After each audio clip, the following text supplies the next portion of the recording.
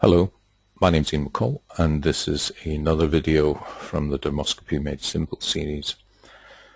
Today we're going to be looking at a really contentious subject, Clark or Dysplastic Nevi. I suppose I should put in the term atypical there as well. These have caused a lot of angst and are still causing a lot of angst.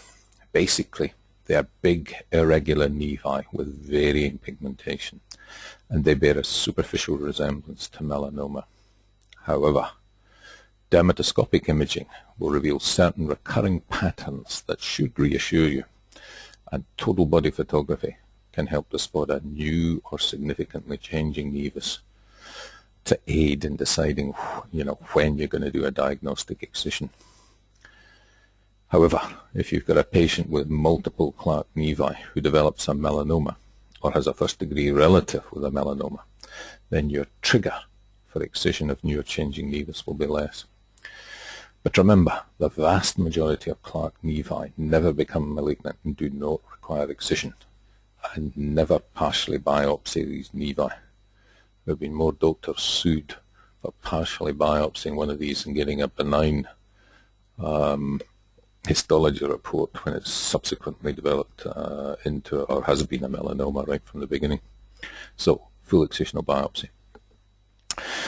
Okay, let's get on. The first thing is, I think it's important you get used to looking at what are normal patterns for Clark or Dysplastic nevi, because if not, there's a risk you're going to excise a lot of these when it's unnecessary. Let's look at some clinical images first.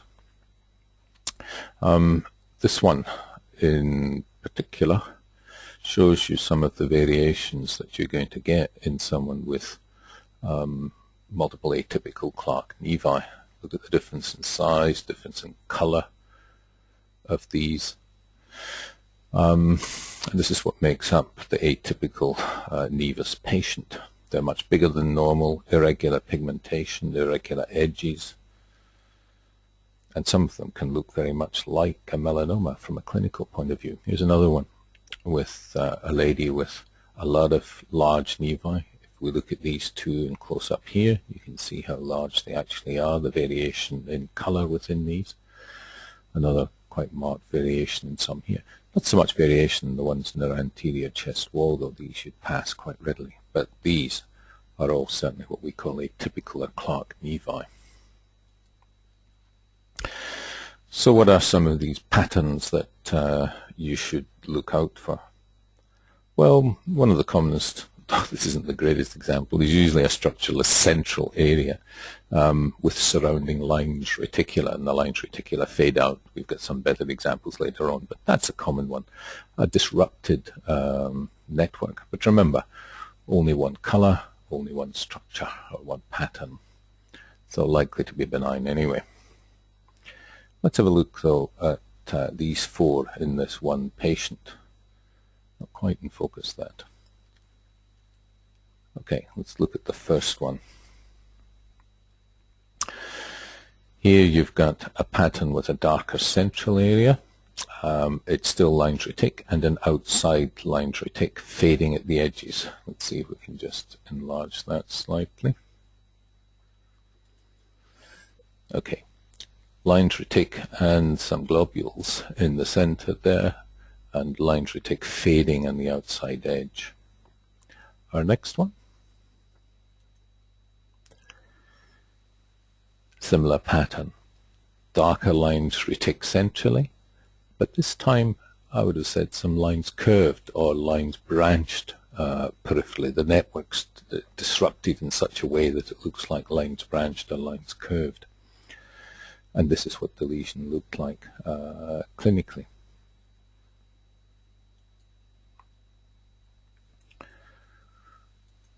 Next one, globular or clod-like pattern. So you've got a reticular pattern, you've got a clod-like or globular pattern, and here you've got central clods with some lines curved peripherally. So you get a mixture of two patterns.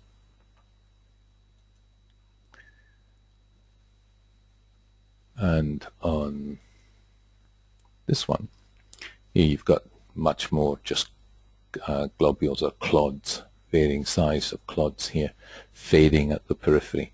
You really don't have much in the way of lines reticular. So this is just a clod, like a globular pattern. And remember, these are all in the one patient, just 4 nevi across the chest wall. But as I say, this is probably your very most typical pattern of a Clark nevus, with a central hypopigmented area and surrounding lined reticula. This is what it looked like clinically here, close-up of it. This is a benign pattern. You wouldn't excise a lesion because it looks like that. Then this is another one that's important to know. We just make it a touch smaller this time. Here's your larger nevus. Here you can almost see the little clods at the periphery, just in the clinical, and there they are here. So lined reticular in the center. You can see the net-like lined retic pattern here, and here clods around the outside. Now again, this is typically seen in in a growing nevus, and it'll also be seen in some types of dysplastic nevi. They'll have the same peripheral clods, usually the same size and uniform all round. So that's another benign pattern. Sometimes, though, you're going to see a dysplastic nevus or a Clark nevus that gives you concern. Look at the size of this one here. This is clinically irregular, little touch of pink here as well. And if we actually have a look at this close-up, because I need it a little bit bigger to show you the features here.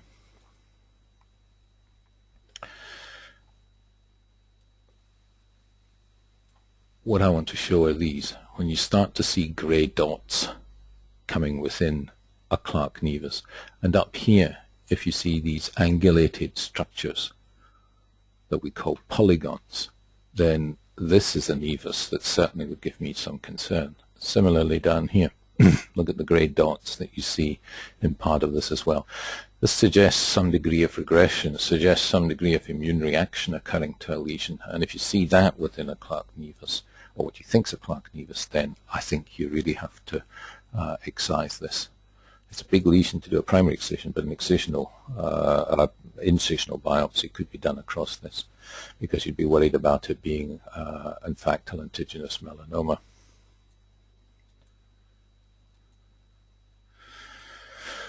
So, grey dots are always a worrying sign. Here's another one. This one, again, I thought had lines branched at the edges here. There was a network here, but it was very much distorted. This was the clinical. This was the histology.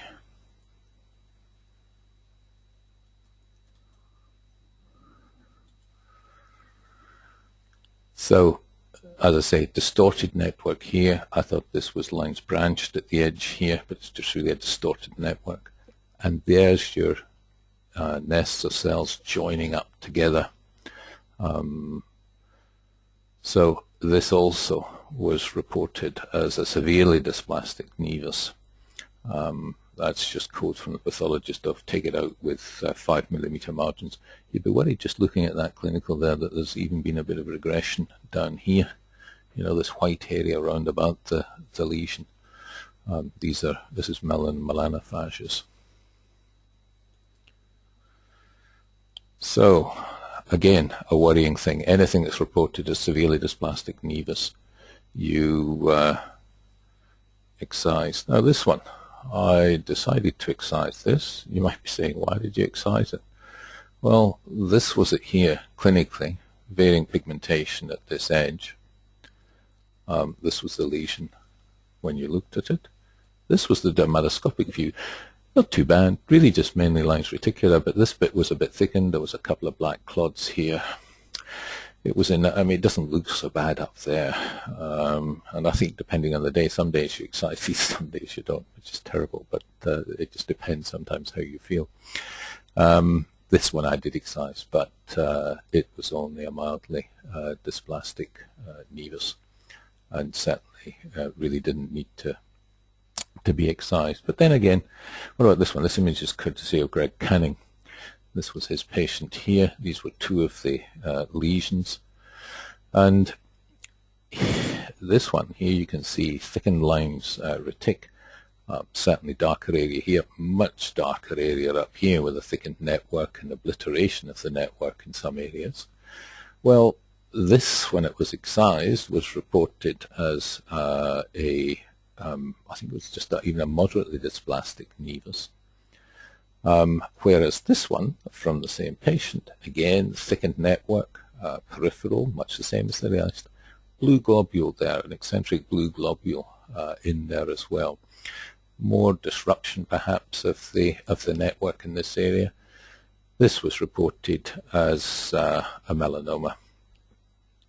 Now, to my eye, these don't look all that different. Sure, this has got the blue globule here, and perhaps a bit more disruption here centrally. But you can see the problems that the pathologist may well face. This he calls melanoma, this he calls moderately to severely dysplastic nevus. Basically, you have to excise this to 5 millimeter margins as well, treat it as an in situ melanoma. But the pathologist, in fact, you may ask them to go back and do other cuts into this. If they've only done 3 or 4 cuts, they really need to do several, because this is the bit you really want them to make sure they've sectioned through to let you know. So, difficulties in what people call dysplastic nevi histologically and what they call melanoma. The dermatoscope sometimes better, in my opinion, in fact, in deciding. Now, this is the last one where you're going to get that term of dysplastic coming up. And this one is a largest lesion on a man's leg. He has had previous melanomas. This one was shaved and sent to the pathologist, and it was reported as a dysplastic junctional lentiginous nevus. Sometimes they add off the elderly because they're quite common in the backs in Queensland patients. This was how the lesion looked under the dermatoscope, basically varying size clods rather than much in the way of a network within this. Some little areas where hair follicles, I think, come out, giving you the clearer areas. But you can get a clod-like melanoma, as we've shown already. But this was the histology here. Let's make it a touch bigger so we can see it.